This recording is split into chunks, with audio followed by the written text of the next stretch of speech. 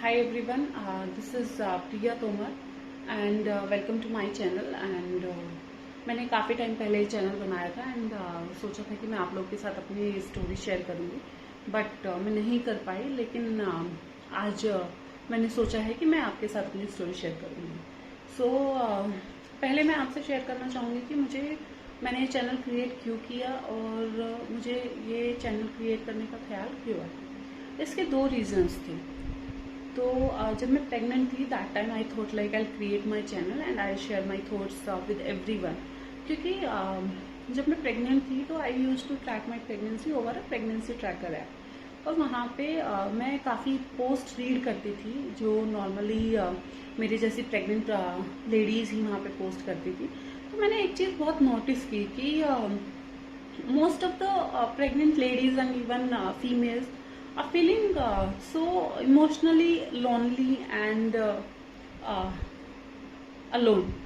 And कभी कभी मुझे भी ऐसा फील होता था। मतलब इसका मतलब ये नहीं है कि वी आर ब्लेमिंग अदर्स कि हमारे आसपास के लोग सपोर्टिव नहीं है या फैमिली सपोर्टिव नहीं है। Everyone is there, everyone is good, everything is good, but still we feel that way। Maybe our hormones are too high that time during our pregnancy, but this thought clicked me like people feel that way, we feel that way। So I thought to start my channel for females, for those females who are feeling that way, so that I can share my experience, my thoughts, and I can give them some kind of peace, motivation, and it can heal them a bit and it can help them during their this tough phase। क्योंकि pregnancy is something कि हर कोई उस phase से गुजरता ही है कभी ना कभी। इवन आवर मदर्स एंड हम लोग, even other generation also, if they have decided to have a kid then everyone go through that.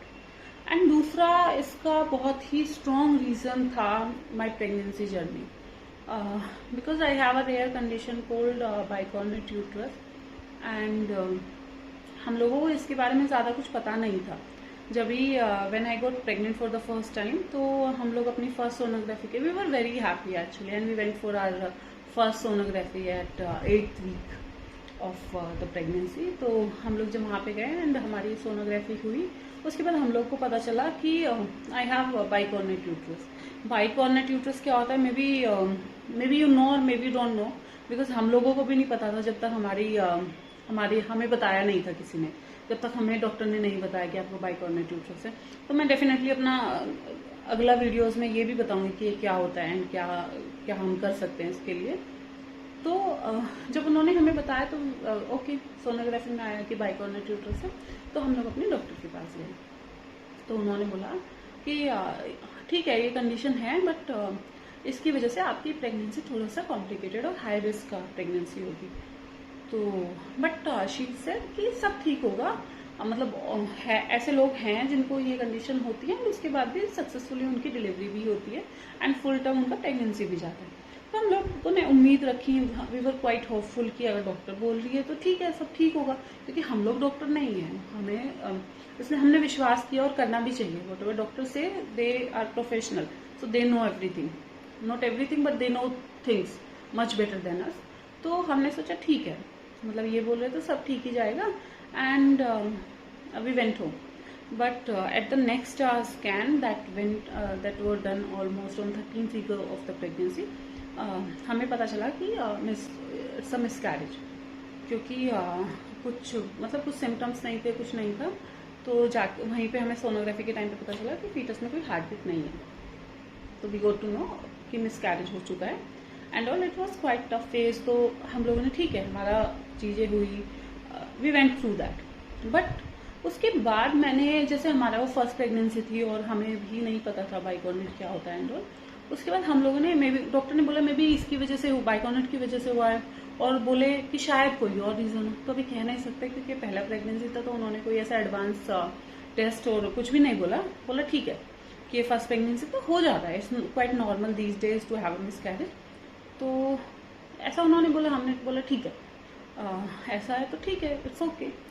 तो क्योंकि उसके अलावा हम कुछ कर भी नहीं सकते थे। तो फिर उसके बाद फिर से सेकेंड टाइम आई कंसीव्ड, फिर सेम चीज़ हुई एट द 3rd मंथ, फिर से मिसकैरेज हो गया। Third time also same thing happen फिर से कंसीव हुआ, मिसकैरेज हुआ।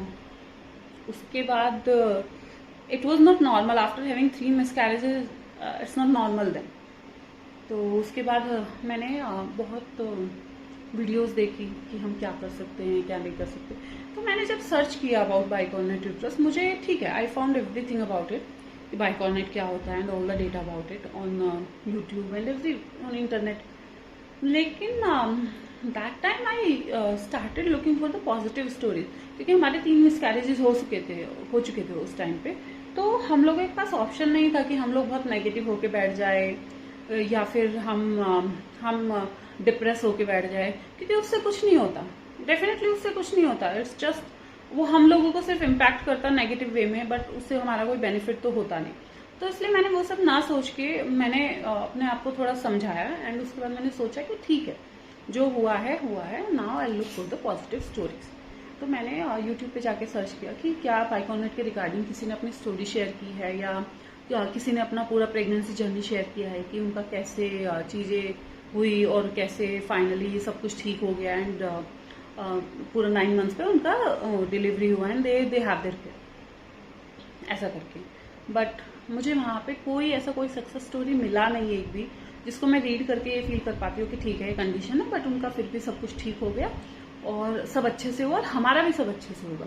बट तो मैंने तभी सोच लिया था कि अगर चीजें सही से होती है और सब चीजें ठीक होंगी तो मैं अपनी स्टोरी शेयर करूंगी, जिससे कि अगर किसी और को ये कंडीशन है and they are going through a tough phase, तो एटलीस्ट उनको ये देखने को मिले और उनको मतलब थोड़ा सा पॉजिटिव लगे और दे कैन फील कि हाँ इनके साथ ये था, लेकिन सब चीजें एट द एंड सब ठीक से हुआ, हैप्पी एंडिंग हुई। We got our baby, he is 10 months old now.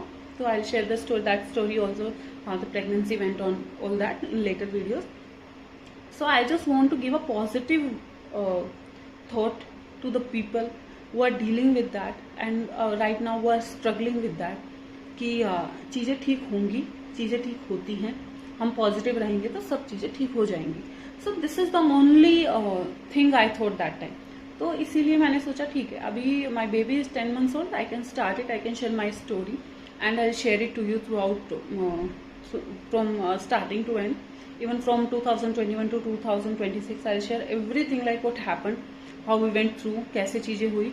तो वो सब आपको देखने को मिलेगा और सुनने को मिलेगा in my next video. So be with me guys and support me and please like and subscribe. That's all. Bye bye.